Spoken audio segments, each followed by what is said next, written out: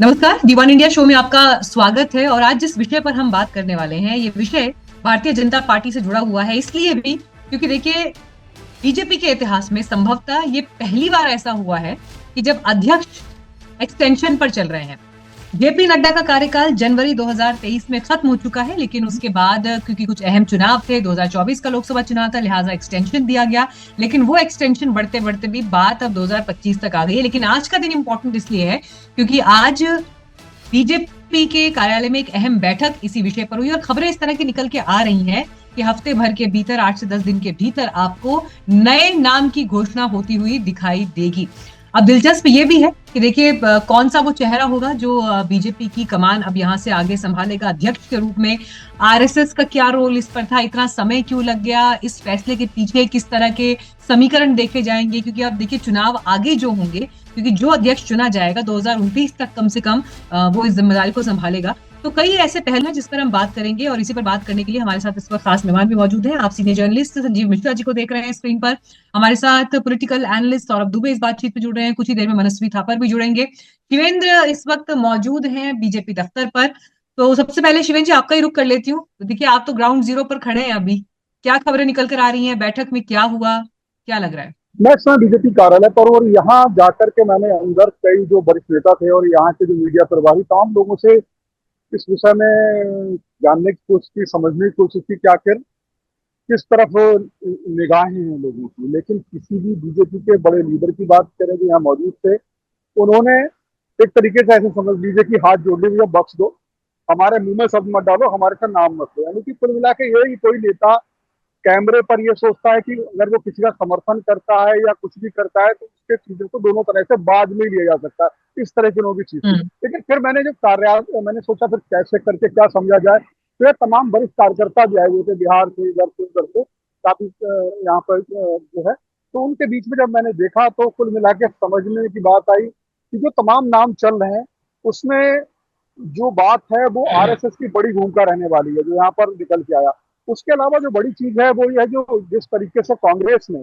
और दूसरे दलों ने बीजेपी को जिस तरीके से ओबीसी और एससी तक पिछले समय में घेरा और यूपी में जो परिणाम खराब दिखाई दिया, तो कहीं ना कहीं जो बिहार का चुनाव है बहुत ज्यादा, अगर हम सब जानते हैं कि बिहार के चुनाव में जाति काम करती है, तो उसको भी निगाह रखने बिहार का चुनाव बहुत बड़ा चुनाव है बीजेपी के लिए, क्योंकि वो यहाँ से एक तरीके से नैरेटिव सेट करेगा आगे के लिए। जो ये उनका अभी तक का कार बिल्कुल। रहा है, वो कार आगे जाके जो पीछे की जीत है वो पीछे छूट जाएंगी और जो इस साल का अंत होगा 2025 का, वो बिहार के चुनाव से होगा। तो कहीं ना कहीं वहां पर संदेश देने की कोशिश की जाएगी। उसमें हो सकता है कि ओबीसी चेहरा प्रमुख रहे, तमाम नाम है, वो चेहरा किस साइड का हो सकता है आदिवासी चेहरा प्रमुख रहे, बिहार के जो झारखंड के पूर्व मुख्यमंत्री हैं उनका भी नाम है और भी है। हम्म। तो ओबीसी में जो रहे हैं पहले 5 साल, उन्होंने एक अच्छा स्थिर सरकार, झारखंड को अकेले वही है जिन्होंने अब तक स्थिर सरकार दी है। तो ये तमाम चीजें रही है। तो इस तरीके से बीजेपी के लिए तो ये भी एक सोच रही है। तो कुल मिला के समझ में आया कि जो कार्यकर्ताओं के बीच में जो एक उनके अच्छी सी डिबेट थी, मतलब कैमरे पे नहीं लेकिन जो सुगबुगाहट की, समझ में आया कि कार्यकर्ता मानते हैं कि अध्यक्ष हमारा वो होगा जिसको आरएसएस चाहेगी, जो मतलब हमारे जो कैडर का उस मानसिकता का, बीजेपी की उस मानसिकता का होगा, साथ साथ ओबीसी या फिर एससी या एसटी हो सकता है, ऐसा उनका ठीक सोचना है। है। हालांकि कोई भी कई स्पष्ट तौर पर फैक्टर्स हैं। इसको नहीं कर। हाँ, कई फैक्टर्स हैं जिस पर सोच विचार किया जाएगा, मंथन किया जाएगा। और संजीव जी, देखिए, ये बड़ा जी। इंटरेस्टिंग है। शिवेंद्र वहां ग्राउंड से बता रहे हैं कि कैमरे पर कोई बात करने के लिए तैयार नहीं है, कार्यकर्ता भी दबी जुबान से ही बात कर रहे हैं। लेकिन देखिए, फैक्ट ये है कि यहाँ पर जब हम भी आज ये कार्यक्रम कर रहे हैं, तो आज जब हम अलग अलग तरह के एक्सपर्ट्स को भी ट्राई कर रहे थे, तो बहुत ज्यादा लोग खुलकर बोलने के लिए तैयार नहीं है कि फैसला क्या हो जाए, क्या पलट जाए। मोदी शाह राज में कम से कम खबरें निकलती नहीं हाँ, है सर, पत्रकारों देखिए तक वो खबरें पहुंचती नहीं शब्द है। शब्द आपने बिल्कुल वही चुना जो शायद मेरे मन में चल रहा था। दरअसल ये जी। मोदी शाह की भाजपा है, यहाँ पर इतनी जल्दी सब कुछ निकलवाना कठिन है। लेकिन इस पे तीन चीजें बड़ी इंपॉर्टेंट हैं। वो जो अभी जब कल आज अभी 18 से 20 तारीख को चूंकि इनकी नेशनल एग्जीक्यूटिव की मीटिंग होनी है, ऑब्वियस है इनके पास समय नहीं है, इसलिए आज से कल तक ये डिसीजन इनको करना ही करना है। क्योंकि तो उसमें एक चीज तो तय हो रही है कि इनके साथ संकट है। एक निर्मला सीतारमन का नाम ऐसा है जो महिला और साउथ दोनों को मैनेज कर रहा है, लेकिन अ, वित्त मंत्री के रूप में मोदी शाह की तमाम इनको प्रश्रय के बावजूद, मोदी जी के सपोर्ट, पूर्ण समर्थन के बावजूद, निर्मला सीतारमन का ट्रैक रिकॉर्ड बहुत अच्छा नहीं कहा जा सकता आम जनता के लिहाज से। इसके हम्म। बावजूद एक बड़ा नाम जो मुझे लगता है जो अपनी की निर्मला सीतारमण, चूंकि साउथ का भी वो बैलेंस कर सकती हैं और महिला का भी, तो एक महिला राजनीति का एक पूरा चल रहा है भाजपा के अंदर, वो एक एक वो नाम हो सकते हैं। फिर एक ओबीसी की बात भी हो सकती है, क्योंकि जिस तरह से बिहार में चुनाव है और पूरा यादव फैक्टर है, लालू प्रसाद यादव से लेके, और इधर यूपी में जिस तरह से अखिलेश यादव ने बीजेपी को नुकसान पहुंचाया है, तो भूपेंद्र यादव के नाम पे बात हो सकती है। मतलब ये वही कयास है जो शायद हमारे रिपोर्टर साथी भी लगाएंगे, जो हम सारे लोग लगा सकते हैं। लेकिन जो दो तीन बड़े नाम हैं वो मुझे लगता है कि भूपेंद्र यादव हो सकते हैं। शिवराज सिंह चौहान की बात चल रही है कि मुझे लगता नहीं कि मोदी और शाह शिवराज सिंह चौहान पे रिस्क लेंगे, क्योंकि हम्म। अगर उनको रिस्क लेना होता तो उनको मंत्री नहीं बनाया होता। तो जब प्रदेश से बाहर किया उनको, मध्य प्रदेश से, तो ये दो तीन चीजों पे बात हो सकती है। संजय जोशी का नाम चल रहा था, लेकिन मुझे उसमें भी वही बात है कि मुझे नहीं लगता बिल्कुल। संजय जोशी के नाम पे ये लोग सहमत होंगे, भले आरएसएस चाह ले। क्योंकि जो व्यक्ति बिल्कुल out of the boundary line, मतलब 11वां 12वां खिलाड़ी भी नहीं है, जो जिसको रणजी हम्म। तक खेलने की परमिशन नहीं दी, और आप उसको सीधे कह दो कि इंडिया टीम का कैप्टन बना देंगे, तो ये मुझे नहीं लगता कि ऐसा कुछ होने वाला है। तो कुल मिला के मामला इसके आसपास होगा। अब तीसरी बात आप समझिए ना, 75+ वाला प्रेशर है। आज आज जब ये बैठक हो रही है अमित शाह की और इन सबों की, उसी बीच में प्रधानमंत्री राष्ट्रपति से मिलने भी गए हैं। तो आप हम्म। भाई आपको याद होगा कि पहले जमाने में, अब तो नहीं होता है इतना, न्यूज रूम में अब तो हिम्मत भी नहीं है तमाम मीडिया वालों की। पहले तो इतने पे कयास लग जाते थे ना, अगर कोई प्रधानमंत्री राष्ट्रपति के पास मिलने चला जाए इस समय, जबकि 75+ वाला वो है। लेकिन अभी मैंने सुबह से हम्म। किसी चैनल पे नहीं देखा कि चल रहा हो कि क्यों मिलने गए प्रधानमंत्री राष्ट्रपति से। तो एक वो भी खेल हो सकता है, वो होगा नहीं, मैं भी कह रहा हूँ ये नहीं होगा। लेकिन कयास की अगर बात है, अगर हम एज ए जर्नलिस्टिक अप्रोच से सोचे, तो जिस तरह से बिल्कुल। 75+ वाला फंडा चला एल के अडवाणी के लिए, जोशी जी के लिए, तो हम्म। राष्ट्रपति से आज ही मिलने गए, ये भी संयोग है। राष्ट्रपति की कोई भूमिका नहीं नहीं, होती है आप, भाजपा का हाँ, अध्यक्ष आपने चुनने में। देखिए, आपने संयोग का जिक्र यहाँ पर कर लिया, लेकिन जिस समय प्रधानमंत्री का नागपुर जाना हुआ था, प्रधानमंत्री रहते हुए वो पहली बार गए, 11 साल का वक्त उनको लग गया नागपुर जाने में, और जब वहां पर आरएसएस मुख्यालय पहुंचे भी, तो उस समय भी यही कयास लग रहे थे। संजय राउत ने तो बड़ा बयान दे दिया कि मोदी जी अपना रिटायरमेंट डिस्कस करने गए हैं, उनके बाद कौन उत्तराधिकारी होगा ये डिस्कस करने गए हैं। लेकिन आरएसएस की क्या भूमिका रहेगी, आरएसएस क्या चाहता है, स्पेशली जब 100 ईयर्स पूरे हो रहे हैं, और यहाँ से जो हम भी जब अलग अलग लोगों से बात करते हैं, तो जो बातें निकल कर आती हैं कि बीजेपी में जो ये नई बीजेपी है, जो इस दौर की बीजेपी है, जिसमें बड़े फैसले, अहम फैसले दो, नंबर 1 नंबर 2 के बीच ज्यादा होते हैं, और उसके बाद वो बाकी लोगों तक पहुंचते हैं। तो आरएसएस की भी एक ये इच्छा है कि कम से कम एक ऐसा चेहरा, ऐसा व्यक्ति हो कि जहां पर फैसले केंद्रीकृत करके या सेंट्रलाइज्ड एक जगह पर केंद्रित नहीं हो गए हैं, बल्कि वो सर्वसम्मति से लिए जा रहे हैं। एक ये मैसेजिंग और परसेप्शन की भी कोशिश है। हालांकि बीजेपी के नेताओं से जब बात होती है तो कहते हैं पार्टी का इंटरनल मैटर है, दूसरे दलों में तो परिवार के लोग चुन लिए जाते हैं, हम कम से कम कार्यकर्ता तक को अध्यक्ष पद तक बना देते हैं या टॉप पोजीशन पर बना देते हैं। तो ये उनका कहना होता है, पार्टी का इंटरनल मैटर भी बता रहे हैं। लेकिन देखिए, जब होता ही है ना, 20 करोड़ से ज्यादा सदस्यों का दावा जो पार्टी करती है, तो उसका अध्यक्ष कौन बनेगा, इसमें रुचि होना स्वाभाविक है देश की। और बड़ा स्वाभाविक है। और आगे और चुनाव देखिए इस जगह कौन में कौन बस से हैं। एक चीज में जी। जोड़ के खत्म, फिर आप बोले कि आरएसएस किसी तरह से पंगा नहीं लेगा, आरएसएस जिद नहीं करेगा, क्योंकि संघ को ये संदेश नहीं देना है कि हम्म। आरएसएस पॉलिटिकल हस्तक्षेप करता है। जो मैसेज देना होगा वो दे चुके होंगे। जी सॉरी, मतलब मैंने बीच में बोला ये उसको। इंटरेस्टिंग आपने कहा सर, इनफैक्ट कि जो मैसेजिंग देनी है वो हो चुकी है, यानी अब इसका मतलब नाम पर ही मोहर लगनी है, जो कि मोटा मोटा लगभग 99% तो तय ही होगा। सिर्फ ये है कि पब्लिक डोमेन में बात नहीं है, that's the only difference which we can see. लेकिन जो इंपॉर्टेंट, मनसिव थापर भी आ गए हैं बातचीत के लिए, जो देखिए आगे जहां पर इंपॉर्टेंट चुनाव होने वाले हैं, यूं तो देखिए बीजेपी में 3 साल का कार्यकाल होता है, लेकिन एक्सटेंशन देकर उसको सेकंड टर्म किसी भी अध्यक्ष को, नेता को दिया जा सकता है।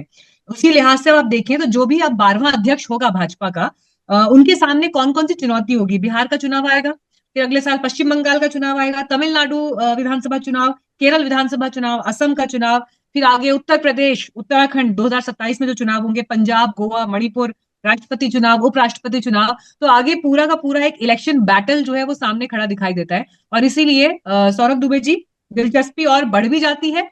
कहने की बात बेशक हो कि इंटरनल मैटर है, लेकिन विपक्ष भी बड़े करीब से देख रहा है, मीडिया तो करीब से देख ही रही है, और देश की जो बाकी जनता है वो भी देख रही है। देखिए, इस समय जो मीडिया के गलियारों से लेकर के चाय की दुकानों तक निश्चित रूप से चर्चा है कि नया राष्ट्रीय अध्यक्ष भारतीय जनता पार्टी का कौन बनेगा। और तो और इसको लगातार हमने देखा कि संसद के पटल पर भी जो है, जब एक बहुत महत्वपूर्ण मुद्दे, वक्फ संशोधन अधिनियम पर चर्चा चल रही थी, तो अखिलेश यादव जी ने जो है वो इसी बात को लेकर के निशाना साधा और गृह मंत्री माननीय अमित शाह जी ने पलट करके उनको जवाब भी दे दिया। तो निश्चित तौर पे राष्ट्रीय अध्यक्ष जो है इस समय बहुत एक जो पद है वो चर्चाओं में है। और मेरा मानना बिल्कुल जो आप कह रही हैं बिल्कुल वही है कि 99% तय हो चुका है कि किसको बनना है। अब वो घोषणा बाकी रह गई है और तमाम ऐसे नाम हैं जो पार्टी और संगठन के बड़े नाम रहे हैं। अभी संजीव जी ने नाम लिया निर्मला जी का। निश्चित तौर हम्म। पर चूंकि तमिलनाडु में और उधर परिसीमन भी होना है, चुनाव भी है, और ऐसा माना जा रहा है कि इस बार जो है परिसीमन में जो दक्षिण भारत है उसकी सीटें कम हो करके उत्तर भारत और की सीटें जो है वो बढ़ने वाली हैं। तो वहां पर चुनाव के नाते निर्मला सीतारमन जी का एक नाम है जो पार्टी में रहते हुए और मंत्री पद पे रहते हुए तमाम मंत्रालयों को भी संभाल चुकी हैं और जो भी जिम्मेदारी उनको दी जाती है वो बखूबी वो निभा रही हैं।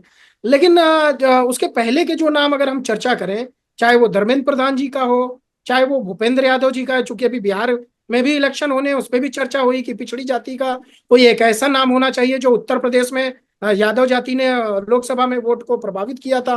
तो उसमें भूपेंद्र यादव जी का भी नाम बड़ा बढ़ चढ़ करके चल रहा था। और जी किशन रेड्डी, जो जय किशन रेड्डी है, उनका नाम भी जो है सुर्खियों में बना हुआ है। क्यों? क्योंकि वो भी लगातार राष्ट्रीय स्वयंसेवक संघ से, एबीवीपी से और युवा मोर्चे के जो भारतीय जनता पार्टी का युवा मोर्चा है उसके राष्ट्रीय अध्यक्ष से तमाम ऐसे पदों पर रहे हैं और वो भी दक्षिण भारत का एक बड़ा चेहरा है। लेकिन कुल मिलाकर के देखिए भारतीय जनता पार्टी के अंदर एक इस बार ऐसी बात कही जा रही है कि महिला चेहरा वो दे सकते हैं। लेकिन महिला चेहरा मुझे थोड़ा सा इस बात में क्योंकि भारतीय जनता पार्टी का एक महिला विंग है पहले से, और अगर उसकी महिला पहले से ही अध्यक्ष है और दो महिला अध्यक्ष हो जाएंगी तो मुझे लगता है कि थोड़ा सा ये सोचने और विचार करने वाली बात होगी। लेकिन जो हम विचार करते हैं वो आदरणीय अमित शाह जी और मोदी जी उस पर विचार नहीं करते हैं। वो चुनाव से ऊपर उठ करके एक ऐसा वानती श्रीनिवासन का नाम भी वैसे है खबरों में, वानती श्रीनिवासन का नाम भी लगातार हाँ, चल रहा है। और क्योंकि दक्षिण भारत साधना है बीजेपी को, तो दक्षिण भारत से भी क्या कोई चेहरा निकल कर आ सकता है, इस पर बड़े इस वक्त चल रहे हैं। तो जो महिला भी हैं और दक्षिण भारत से भी हैं, तो एक प्रोबेबल तो है ही। अब देखते हैं फाइनल मोहर किस पर लगती है। एक बात जरूर रहिएगा संजीव मिश्रा जी, देखिए कास्ट जी फैक्टर की जब बात होती है, जाति आधारित उस पर, तो कांग्रेस की पूरी पॉलिटिक्स इस पर इस वक्त जाति पर बड़े अग्रेसिवली जमीन पर दिखाई दे रही है। राहुल गांधी के जितने भी स्टेटमेंट्स होते हैं वो जहां जिस मंच पर जा रहे हैं वहां पर वो जातिगत जनगणना की तो खैर बात कर ही रहे हैं, पर जाति स्पेसिफिक स्टेटमेंट्स उनके बयानों के केंद्र में दिखाई दे रहे हैं इस वक्त। उस लिहाज से बीजेपी पर जो आरोप लगते जा रहे हैं, कितना मुश्किल होगा बीजेपी के लिए विपक्ष के इस नैरेटिव की काट करना अध्यक्ष पद को सोचते हुए, एंड कंसिडरिंग जो 12 चुनाव मैंने अभी गिनाए भी कि आगे देखिए 12 ही चुनाव देख है। देखिए मीनाक्षी जी, बीजेपी और बाकी पार्टियों में बड़ा मेजर अंतर समझिए।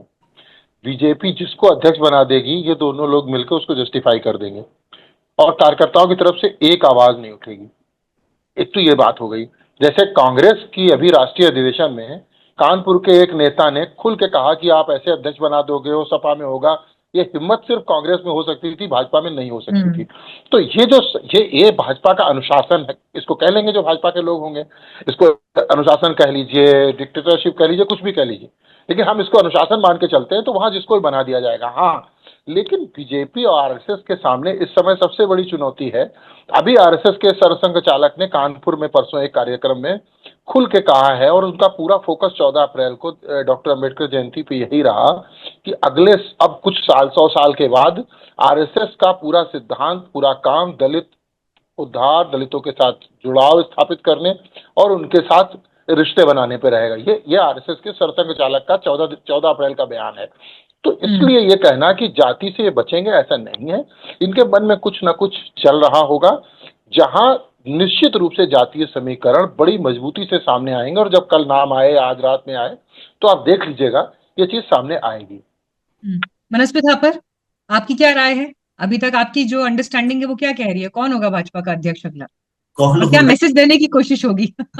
जी देखिए, एक चीज बिल्कुल क्लियर है, बीजेपी का जिस तरीके से साउथ में पेनिट्रेशन होने की इच्छा रखते हैं और दूसरी तरफ नॉर्थ ईस्ट में जाना चाहते हैं, उस तरीके से बीजेपी सोचेंगे कोई ऐसा प्रेसिडेंट हो जो इन स्टेट्स के ऊपर भी फोकस करे, आरएसएस की आइडियोलॉजी के साथ मैचअप करे, ऑर्गेनाइजेशनल सेटअप अच्छी तरह करे। और ऑब्वियस है कि मोदी और शाह के साथ सामंजस्य बिठाना बहुत ज्यादा जरूरी रहेगा। ऐसा एक लीडरशिप बीजेपी ढूंढेगी जो हर फ्रंट पे, और साथ में सबसे बड़ा जो दायित्व रहने वाला है कि ये एनडीए अलायंस को जोड़ के रखना है, एनडीए प्लेयर्स के साथ सही तरीके से काम करना है, समीकरण बिठा के रखना है। तो ये सारी चीजों को देखते हुए कोई मैच्योरिटी के साथ बीजेपी डिसीजन लेगी, कोई ऐसा प्रेसिडेंट लाने की कोशिश करेगी जो हर एंगल में, क्योंकि ये वाला जो सिचुएशन है बीजेपी का, नरेंद्र मोदी 3.0 की अगर हम बात करें इन टर्म्स ऑफ नंबर काफी कम है, तो एनडीए का सपोर्ट बहुत ज्यादा चाहिए उनको। तो ये ऐसा व्यक्तित्व चाहिए होगा जो सबको साथ में लेके चल सके, सबकी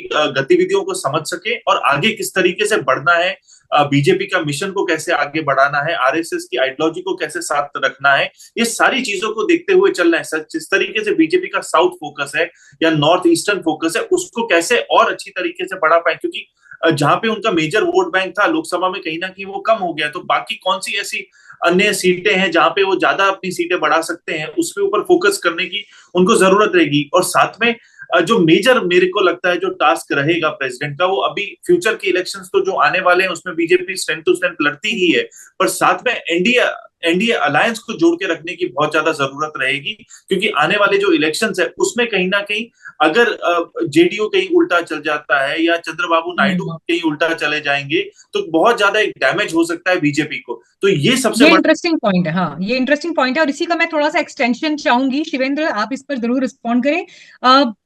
एनडीए को भी संभालने की एक बड़ी जिम्मेदारी होगी और यहाँ पर इम्पोर्टेंट ये इसलिए भी हो जाता है जो चुनाव आगे आने वाले हैं उनको देखते हुए। और इस पर मैं एक बात और जोड़ना चाहूंगी। देखिए, बीजेपी में खुलकर लोग ये कहते हैं कि भाई हमारा कार्यकर्ता भी जो है प्रधानमंत्री पद तक पहुंच सकता है, टॉप मोस्ट पोजीशन पर आ सकता है, कोई भी हमारा अध्यक्ष बन सकता है, परिवार ड्रिवन पार्टी नहीं है, विरासत नहीं चल रही है।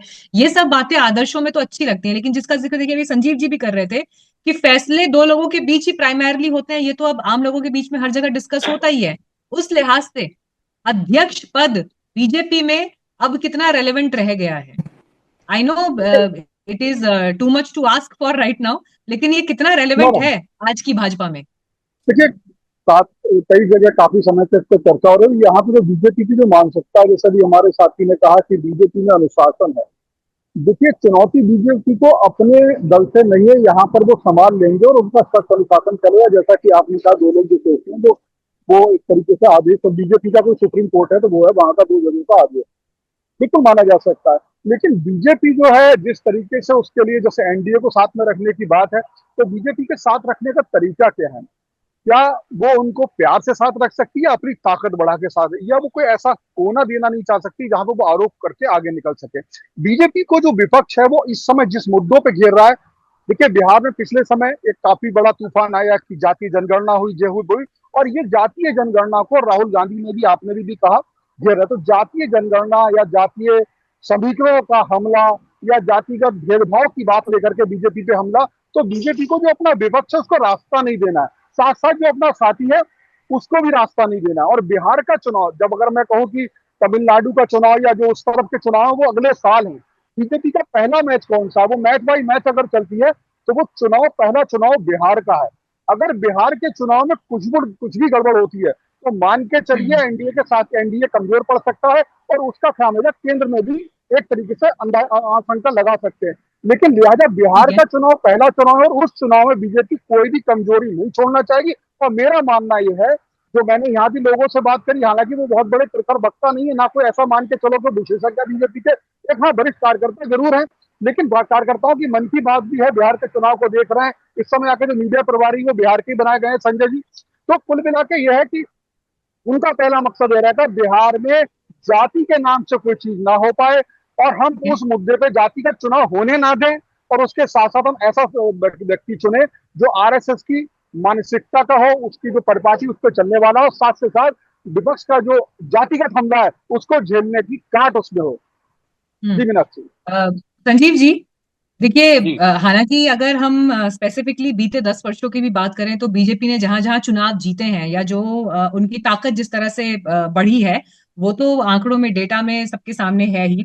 लेकिन जब ये बात की जाती है कि किस अध्यक्ष की अगुवाई में चुनाव जीते गए हैं, तो ऐसे में इनफैक्ट कई बार लोग मजाक में भी कहते हैं मीनाक्षी जी, कि अगर जीत हासिल होती है तो मोदी जी की जीत होती है, लेकिन अगर हार जाते हैं तो फिर नड्डा जी हार स्वीकार करते हैं। मैं इसमें मेरा अपना इसमें एकदम सीधा मानना है कि बीजेपी में अध्यक्ष की भर्ती होती हार स्वीकार करने के लिए है, जीत के लिए उनके पास लोग हैं, और थोड़ी बहुत जो बचत हो जाती है तो कहते हैं हमारे पास संघ का नेटवर्क काम आ गया। स्वयंसेवकों ने मेहनत की, जब लोकसभा चुनाव उत्तर प्रदेश में कमजोर हुआ तो बोले देखिए आरएसएस अब जुट गया, जुटा तब भी था उतना ही, लेकिन कहते नहीं देखिए अब जुट गया, हरियाणा संभाल लिया।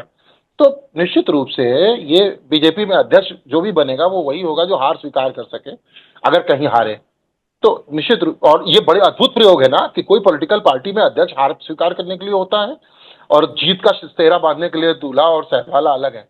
तो ये अद्भुत चीज है, और निश्चित रूप से आपने वही बात कही, वही बात को मैं घुमा के कह रहा हूँ, लेकिन बात बिल्कुल सेम है कि मैं तो वैसे अध्यक्ष मैं इसको थोड़ा जनरलाइज करने से बच रही थी, हाँ, लेकिन आपने तो मतलब जिस तरह से कहा है नहीं, आप पिछले उसमें कोई बात ही नहीं है। आप अमित शाह की अध्यक्षता के बाद वाले सारे दौर उठा के देख लीजिए, निश्चित रूप से भारतीय जनता पार्टी, और ये चीज सब जगह है, ऐसा नहीं केवल बीजेपी में, कांग्रेस में भी अध्यक्ष हारने के लिए मल्लिकार्जुन खड़गे हैं, और अगर जीत जाए कहीं 99 सीटें, बहुत बड़े नहीं जीत, उसके लिए राहुल गांधी हैं। तो सब जगह ये है।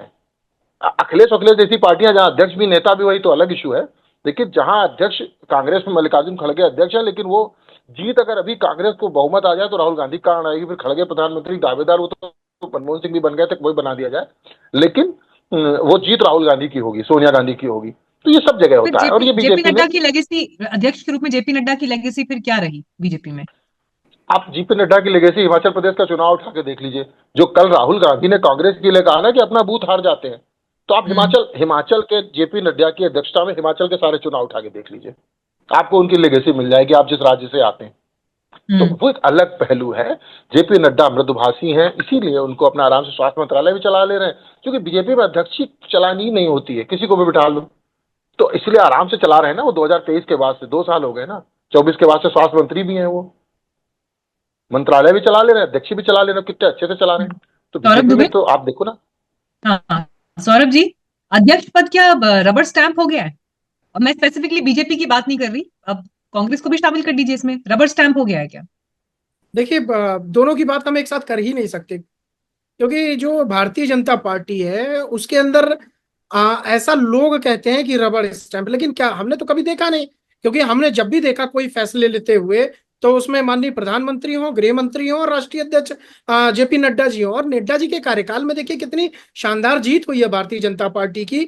तो हम इतना बड़ा फैक्ट को जो है निगलेक्ट करते हुए, उसको किनारे करते हुए एक ठप्पा वाली बात सोचना, मुझे लगता है ये जायज नहीं है। हाँ, चूंकि प्रधानमंत्री नरेंद्र मोदी एक लोकप्रिय चेहरा है, इसलिए वो बार बार राष्ट्रीय अध्यक्ष कोई भी बने, प्रधानमंत्री नरेंद्र मोदी की लोकप्रियता वो हमेशा कायम रहेगी, और इसीलिए वो कहीं ना कहीं मुझे लगता है जो राष्ट्रीय अध्यक्ष का पद है वो प्रधानमंत्री नरेंद्र मोदी की छाया में जो है वो कहीं कहीं छुप जाता है, और बार बार नाम जो आता है वो प्रधानमंत्री नरेंद्र मोदी का आता है। लेकिन एक बात ये सत्य है कि प्रधानमंत्री नरेंद्र मोदी जी के नाम पर, उनके नेतृत्व पर और उनके कामों पर जनता मुहर लगाती है, वोट लगाती है। लेकिन जब चुनाव होते हैं तो पार्टी संगठन सब एक साथ मिलकर के निर्णय लेते हैं, काम करते हैं, और इसीलिए जो नया राष्ट्रीय अध्यक्ष होगा, मैं फिर से कह रहा हूं कि हो सकता हो चुनाव कई राज्यों में हो, लेकिन ये चुनावी मुद्दा को नकारते हुए राष्ट्रीय अध्यक्ष एक कुशल नेतृत्व जो सभी पार्टी के अंदर संगठन को सभी को साथ में लेकर के चल सके।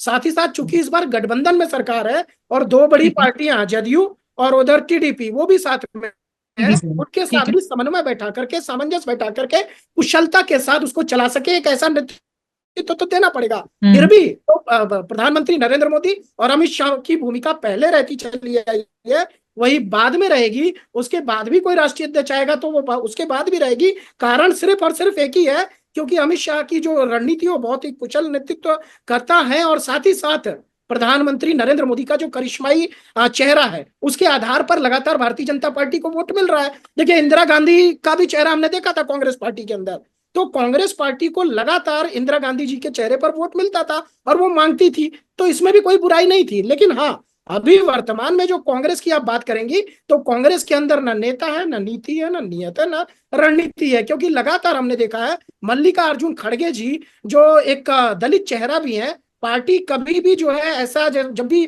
पार्टी की कोई बैठक होती है या उनके प्रवक्ताओं को हम सुनते हैं तो प्रधानमंत्री के तौर पे नाम बार बार राहुल गांधी का लिया जाता है। लेकिन बात क्या की जाती है कि हम इस बार दलितों की राजनीति करेंगे, पिछड़ों की राजनीति करेंगे, और पीडीए, उनके प्रबंधन में लोग पीडीए की बात करते हैं। और कुमारी शैलजा का तो हमने देखा ही था हरियाणा के अंदर क्या हुआ था, एक दलित चेहरा, बड़ा चेहरा, आज वो क्या कहाँ अलग थलग पड़ी हुई है ये कांग्रेस पार्टी जानती है। लेकिन भारतीय जनता पार्टी में हरियाणा का चुनाव हो, महाराष्ट्र का चुनाव हो, दिल्ली का चुनाव हो, जो जीते हैं और जहां पर हारे हैं, चाहे वो कश्मीर का चुनाव हो, वहां पर कोई भी किसी प्रकार से विरोध के सुर आपको कभी सुनाई नहीं देंगे। यही दर्शाता है कि जो भारतीय जनता पार्टी में चेहरा कोई हो, ठीक है। नेतृत्व किसी का भी हो, अनुशासन बड़ी चीज है, संगठनात्मक तौर पे सब मिल करके एक साथ काम करते हैं। इसलिए मुझे लगता है कि ये बार बार जो है कहना कि प्रधानमंत्री नरेंद्र मोदी के इशारे पर ही चीजें चलेंगी, ऐसा ठीक नहीं है। ठीक पार्टी है। और संगठन मिलकर तय सौरभ दुबे करेंगे। ने जहां पर पॉइंट उठाया मनस्वी था पर, देखिए इस उन्हीं की बात को अगर मैं आधार बनाकर आगे डिस्कशन करूं तो देखिए, हम पूछ रहे हैं कि अध्यक्ष पद अब कितना रेलेवेंट रह गया है, नहीं रह गया, लेकिन जहां पर इतने बड़े पॉपुलर लीडर हैं पूरे देश में, जिनकी जबरदस्त फैन फॉलोइंग है, बीजेपी के मामले में तो अब कई जगह पर ये तक दिखाई देने लगा है कि बीजेपी को वोट मिले नहीं मिले, लेकिन मोदी जी के नाम पर वोट मिल रहा है। राजस्थान में वसुंधरा राजे के टाइम पर हमने देखा, उत्तराखंड में भी एक स्तर पर ये तस्वीर दिखाई दी, तो ऐसा कई जगह पर और भी देखा गया है। तो इस लिहाज से अध्यक्ष को भी कहीं कोई भी हो, मोदी जी तो आकर ये नहीं कह रहे कि भाई क्रेडिट उनका नहीं है जीतने का, मेरा क्रेडिट है। लोग कह रहे हैं ना, ये कार्यकर्ता कह रहे हैं, समर्थक कह रहे हैं, देश में बाकी लोग कह रहे हैं, क्योंकि पॉपुलर एक इतनी बड़ी लार्जर देन लाइफ फिगर वहां खड़ी है कि उस तरफ अटेंशन जा रहा है। तो इस लिहाज से ये मान लेना कि अब फैसले सिर्फ दो ही लोगों के बीच में होते हैं, अध्यक्ष पद की रेलेवेंस कुछ है नहीं, सिर्फ वो सिर्फ मैनेजरियल काम करने के लिए रह गए हैं, कितना जायज है ये सोचना और कहना? मुझे मुझे एक चीज से ये है कि इसमें गलत भी क्या है। अगर मोदी जी और अमित शाह जी अगर सब डिसीजन लेते हैं और टोकन प्रेसिडेंट ही वो बीजेपी का, इसमें गलत क्या है। और अगर हम बात करें कि 2014 से पहले जब राजनाथ जी प्रेसिडेंट थे बीजेपी के, और तब मोदी जी की जो पर्सोना था लार्जर देन लाइफ, उस टाइम पे नहीं था। ये consistently over the period of years कि उनका पर्सोना लार्जर देन लाइफ हो गया उनका। अब ऐसी बात करने लग गए हैं हम लोग, और ऐसा विश्लेषण हुआ जा रहा है कि उनके कारण इलेक्शन जीता जाता है, हार गया तो प्रेसिडेंट का नाम आगे कर दिया जाता है और वही अकेले डिसीजन देते हैं। पर अगर पार्टी में एक सेंट्रल फिगर है, पार्टी में एक ऐसा स्ट्रॉन्ग फिगर है जिसके नाम पे वोट लोग करते हैं इररिस्पेक्टिव ऑफ द पार्टी, लोगों को पता भी नहीं होता एमपी कौन है, लोग नरेंद्र मोदी को वोट करते हैं। और यही नरेंद्र मोदी के भाषणों में भी होता है। आपको ये नहीं देखना कि कौन आपका एमपी है, आपको सिर्फ मोदी पे वोट करना है। ये उनके कितने सारे भाषणों में भी ये उन्होंने भाषा इस्तेमाल की, ये उन्होंने भाषण दिए हैं। तो ये कहीं ना कहीं ये सेंट्रल आइडियोलॉजी है एट प्रेजेंट बीजेपी की, कि हमारा एक स्टार कैंपेनर है, हमारा एक स्टार कैंडिडेट है, जिसके कारण हमको वोट पड़ते हैं। और उसी वोट्स को हमको आगे बढ़ाने के लिए अगर उनके चेहरे को लार्जर देन लाइफ बनाना है, अगर उनके आजू बाजू सब कुछ करना है, तो मुझे नहीं लगता कि ये पार्टी की स्ट्रेटेजी के पॉइंट ऑफ व्यू पे भी कहीं गलत है। End of the day election जीतना जरूरी है। चाहे आपका टोकन प्रेसिडेंट हो, रबर स्टैम्प प्रेसिडेंट हो, या बहुत ही कमाल का प्रेसिडेंट हो जिसके डिसीजंस बहुत ज्यादा लिए जा रहे हैं, जो प्राइम मिनिस्टर भी उनके डिसीजन सुन रहे हैं। जिस तरीके से हमने यूपीए 2 यूपीए 1 में देखा था कि प्राइम मिनिस्टर भी उनके डिसीजन सुन रहे थे कांग्रेस में, पर उससे क्या फर्क पड़ता है। End of the day important क्या है, आपको इलेक्शन जीतना है। अगर बीजेपी की ये स्ट्रेटेजी में कि जहां पे टोकन प्रेसिडेंट हो या रबर स्टैम्प प्रेसिडेंट हो, पर फिर भी वो इलेक्शन जीत रही है, तो वो काबिल तारीफ है। इसमें कोई दो राय नहीं है बिल्कुल भी। ठीक है और शिवन जी, हाँ मैं शिवन जी आपके पास आना चाहूंगी। देखिए बड़ा इंटरेस्टिंग है ये, देखिए हमारे पैनलिस्ट भी आज जिस तरह से बात कर रहे हैं कि हाँ, अब जो पॉपुलर लीडर है उसके लिए जो बातें हो रही हैं वो लोग कर रहे हैं ना बातें, तो आप वो क्रेडिट किसी से ले नहीं सकते। लेकिन अभी कुछ दिन पहले मैं ऐसी सोशल मीडिया पर अध्यक्ष पद को लेकर मैंने भी जब कुछ लिखा तो एक बड़ा इंटरेस्टिंग कमेंट आया, और मैं चाहूंगी कि उसी के साथ इस आखिरी सवाल को आपके पास लेकर आ रही हूँ। उस व्यक्ति ने लिखा कि अध्यक्ष कोई भी बने इसकी मत चिंता करिए आप, जो भी होगा वो देश प्रेमी होगा, राष्ट्रवादी होगा। तो ये देखिए, ये जो लोगों के सेंटिमेंट जिस तरह से निकल कर आते हैं ना, देश प्रेमी होगा, राष्ट्रवादी होगा, जिस जिस अंदाज में इस सिलेक्शन को भी जिस दायरे में डाला जाता है, तो ये मौजूदा दौर का परसेप्शन दिखाता है बीजेपी के लिए। और ये वो परसेप्शन है जो हम मैसेजिंग की बार बार बात करते हैं कि क्या मैसेज देने में आप कामयाब रहे, ये वो मैसेजिंग है जिसमें बीजेपी सक्सेसफुल रही है। बिल्कुल मीनाक्षी, जिस तरह से भी हमारे साथी ने एक पैनलिस्ट ने बात की कि मोदी का चेहरा इतना बड़ा है और उसकी वजह से वोट मिलता है, ये सच। और मकसद भी चुनाव जीतना है। राजनीति का मतलब यही है कि आप पहले राज हासिल करें, और अगर ये सही तरीके से हासिल होता है, सही चेहरे पे हासिल होता है, तो बहुत अच्छी बात है। और आती ये बात की, आपने कहा नैरेटिव की बात, तो नैरेटिव भारतीय जनता पार्टी ने बिल्कुल अपने क्षेत्र बनाया हुआ है कि राष्ट्रवाद तो उनका प्रमुख मुद्दा ही रहा है। और कार्यकर्ताओं से लेकर समर्थकों तक तो ये बात होती है कि भाजपा की राजनीति जो है वो राष्ट्रवाद की राजनीति है। लेकिन हम बात जब कर रहे हैं अध्यक्ष की कि अध्यक्ष कौन होगा, तो यहाँ भी बता दूं कि नैरेटिव सेट करना है, और ये जो उन्होंने कहा कि राष्ट्रवादी होगा, निश्चित तौर पे यहाँ पर अध्यक्ष काबिल होगा, ये अलग बात है कितना काबिल होगा। लेकिन हाँ, बीजेपी के अंदर प्रखर वक्ता होना, ये भी मैंने यहाँ पर जो बात की, प्रखर वक्ता होना आवश्यक है। नड्डा जी ने बहुत अच्छे प्रखर वक्ता भी हैं। साथ साथ जो मैसेज है विपक्ष को हमला ना करने के लिए, जो जो मुद्दे हैं, जिस जिन मुद्दों पर पिछले चुनाव में, चाहे संविधान की बात हो, जातिगत आंकड़ों की बात हो, चाहे दूसरी बात हो, उन सबको काट करने के लिए एक प्रतीकात्मक व्यक्ति भी ऐसा चुनना होगा जो इन सब बातों का जवाब, चाहे उसकी जाति से देना हो, चाहे उसके प्रखर वक्ता से देना हो, चाहे द्रौपदी मुर्मू जैसी एक ऐसी कहानी हो जिसे राष्ट्रपति बनाया, पीछे बहुत शानदार कहानियों, किस तरह से टीचर से बढ़ के किस तरह से तरक्की की, वो एक परी कथा जैसी कहानी भी हो, बहुत अच्छी बात है। वो सारी चीजें जोड़ के बनाई जाए तो निश्चित तौर पे जब राष्ट्रीय अध्यक्ष का चुनाव होगा, तो मुझे लगता है कि बीजेपी इस समय जो उसके सामने चुनौती है, चाहे चुनाव की चुनौती है, चाहे विपक्ष के हमले की चुनौती है, चाहे एनडीए के साथियों को साथ रखने की चुनौती है, चाहे नंबर कम होने से सरकार को कभी कभी आंखें दिखाने का डर होने की चुनौती है, उन सबकी चुनौतियों को निपटने के लिए एक बहुत ही प्रतीकात्मक नैरेटिव सेट करते हुए एक निश्चित तौर पे एक ऐसा अध्यक्ष चुनने का काम मुझे लगता है बीजेपी करेगी। और बीजेपी चुनाव से पहले ऐसी कोई गलती नहीं करती है। ये अलग बात है कि उनके जो नेता है वो 400 पार इस तरह का भाषण देके विपक्ष को मौका दे दें कुछ ऐसा कहने का, ये जो है कि उनपे पिक्चर क्लियर होने में समय कम ही बचा है और बहुत जल्द अब वो नाम सामने आ ही जाएगा। और इसीलिए आज के दिन की अहम बैठक इस तरफ इशारा भी करती है बड़े क्लियरली, जिस बात का जिक्र थोड़ी देर पहले संजीव जी भी कर रहे थे कि अब आगे क्योंकि कार्यकारिणी की बैठक है तो उससे पहले ये फैसला होता हुआ आपको दिखाई भी दे जाए तो आप हैरान मत होइएगा, अब इंतजार ज्यादा नहीं है। बहरहाल थैंक यू सो मच आप सभी का जुड़ने के लिए, इस बातचीत में, इस चर्चा के लिए समय देने के लिए। थैंक यू, बहुत धन्यवाद।